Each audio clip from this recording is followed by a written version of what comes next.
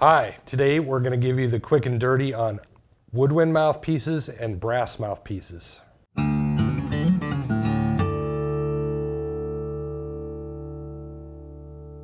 Hi, my name is Andrew King, My name's Jason Buckingham. and we're going to be talking to you about mouthpieces, both woodwind and brass, and what you need to know to make sure you're prepared for the new school year.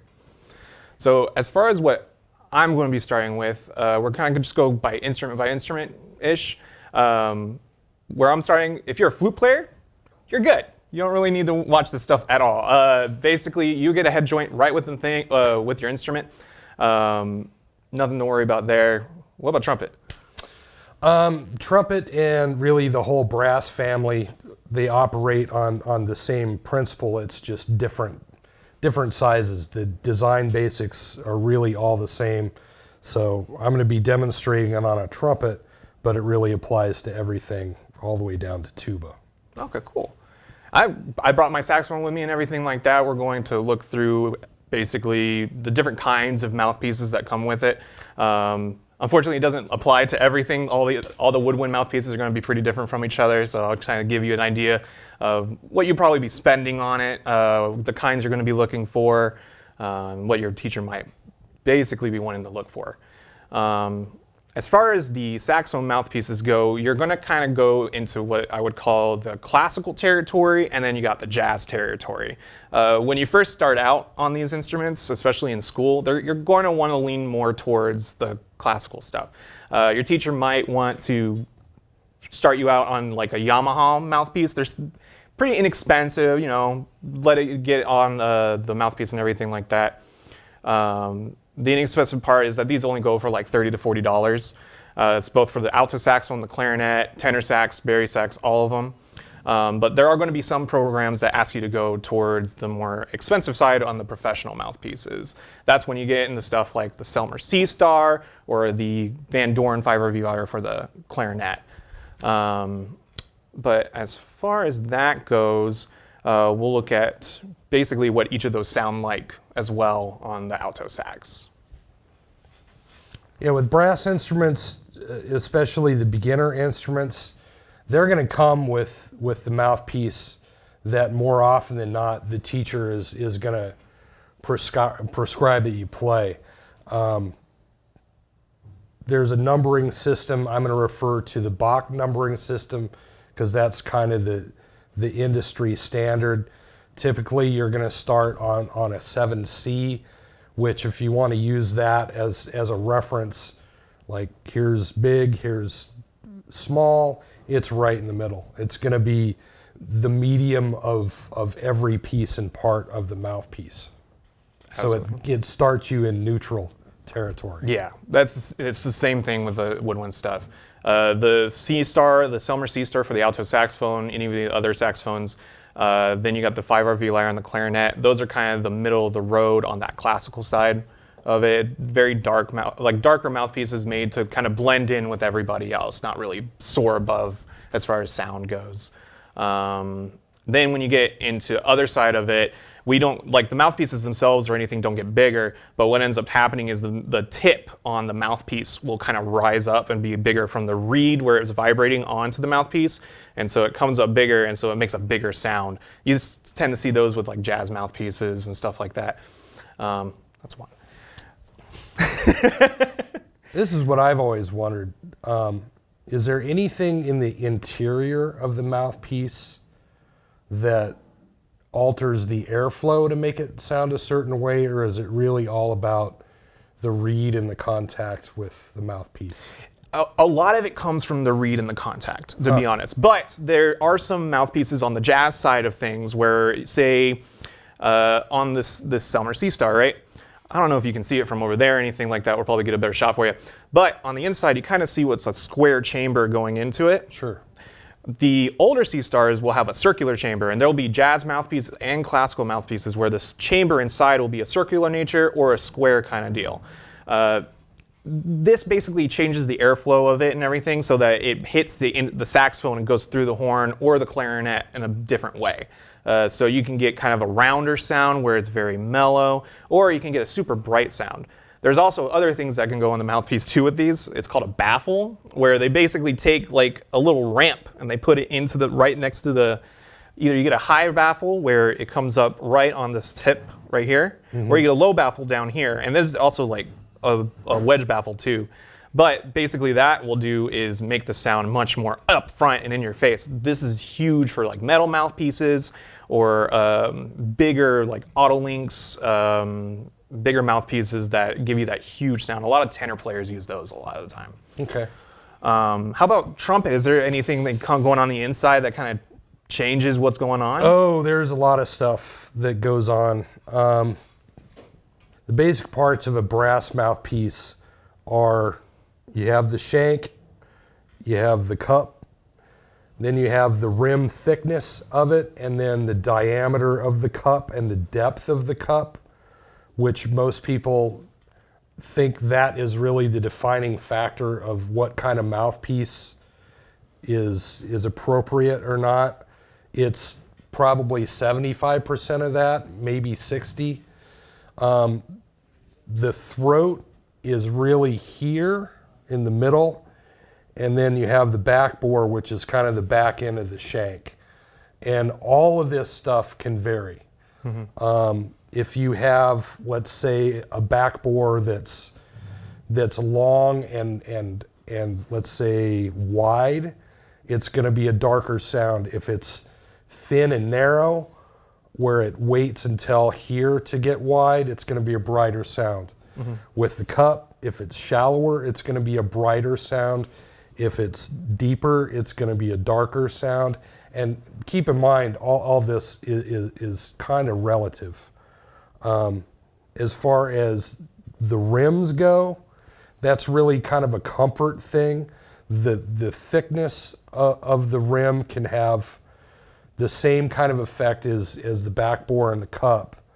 As far as if the rim is thick, you're going to have less surface of the lips to vibrate, which will help with, allegedly, with being fresher for longer, help with the upper range. And I'm going to say help in quotes, because the big mistake a lot of people make, especially trumpet players, is this is not a substitute for practicing.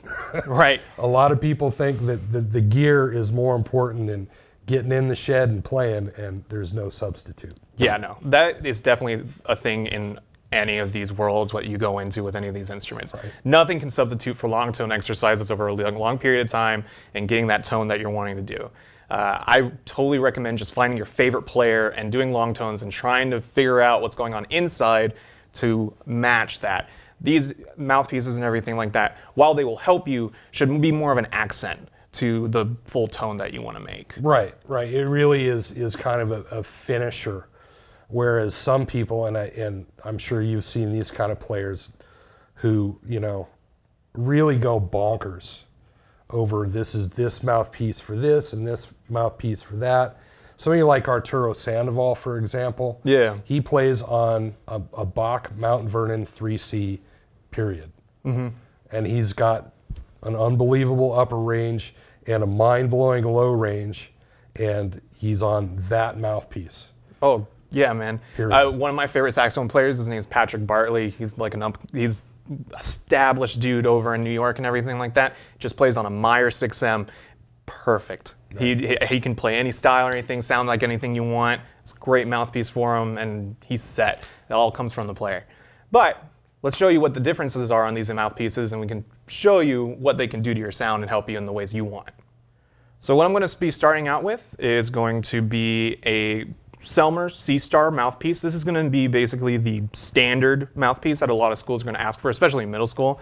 All teachers are going to be like, hey, please get the Selmer C-Star. It's going to make your sound really nice and warm. It's going to blend in really well with everybody. Saxophone players, I know you get this. You're going to be told to get quiet a lot of the time. This helps a little bit. Another fantastic alternative to the Selmer C-Star is going to be the Van Doren AL3. It's a little smaller on the tip opening, so not as much air gets through the mouthpiece, but it is extremely good for anyone who's like mainly playing a lot of jazz and stuff like that. Helps a lot. All right. So I'm going to be playing on the Selmer C-Star. I'm going to be using a traditional classical embouchure on it and everything like that.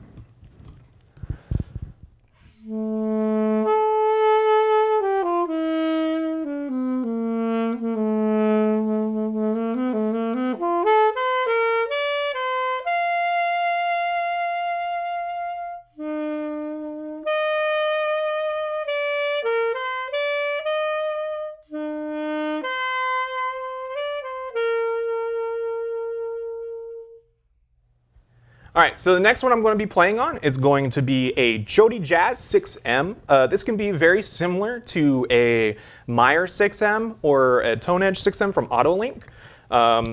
Jazz mouthpieces are a huge world. There's a lot more variance than in the classical world, in my opinion. But this is a great middle of the road. Either this or a 5 is great for beginning jazz players wanting to get into it and see what they want to do. Let's see here.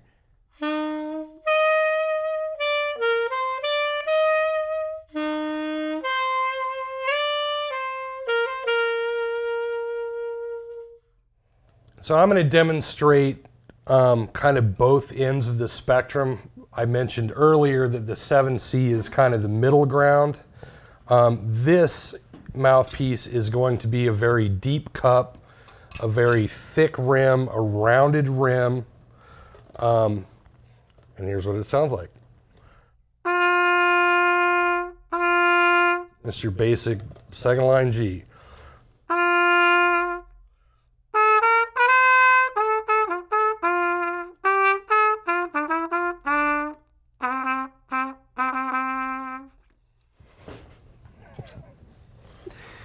And now I'm going to demonstrate what a trumpet player would call a lead mouthpiece. This is going to be a way shallower cup.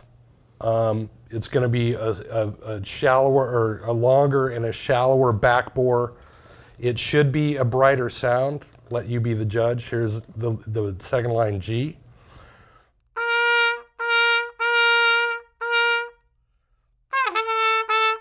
Actually, that was a C, sorry.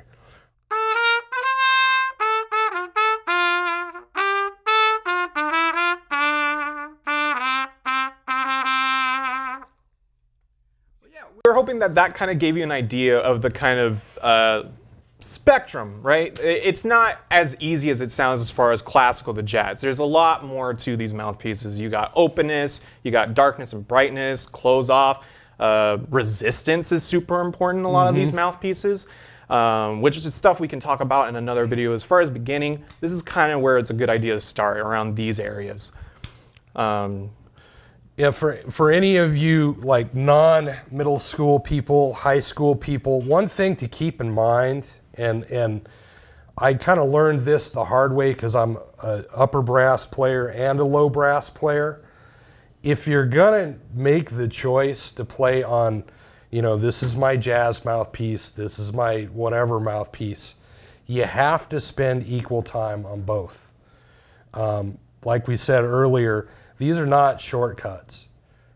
You need to spend time to get your face used to playing this stuff, because whether it's a woodwind instrument or a brass instrument, you're talking about the kind of really delicate muscle coordination that you see in fighter pilots, that you see in race car drivers, because you're matching what you're doing with your fingers, with the little muscles in your face, with what's going on in your brain. Because with all this, what these really are imagination amplifiers.